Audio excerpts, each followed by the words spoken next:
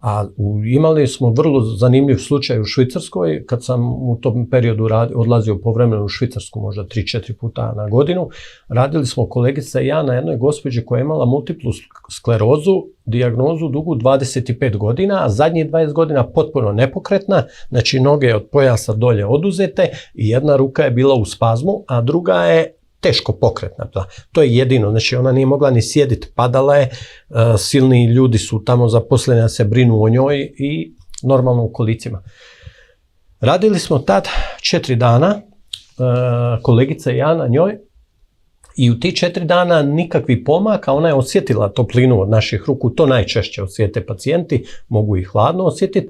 To je osjetila i samo nam je rekla, mislim 4. dan, da kaže se probudila tijekom noći oznojena, a inače se ne znoji, i okrenula se u krevetu, probudila se na stomaku, a to je nemoguće.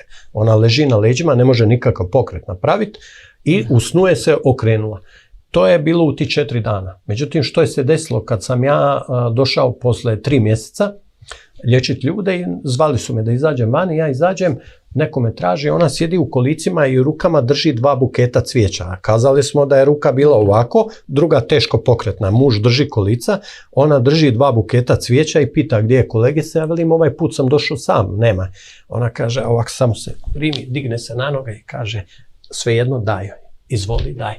Tako da je posle 20 godina mrtvih nogu, znači nikakav osjećaj nije imala, njoj se funkcionalnost vratila, ona jedna noga, znači ruke su se potpuno popravile, jedna noga apsolutno, samo na jednoj nozi je ostalo da, znači, ne može trčati, ne može hodati brzo. Ja kad sam radio terapije iza toga na njoj, ima jedan moment kad treba noge dići na stolicu, ona digne jednu, drugu sam ja samo malo morao pomoći. Žena je autom dolazila na terapije kolica, sklopi u auto, vozi i dođe do toga.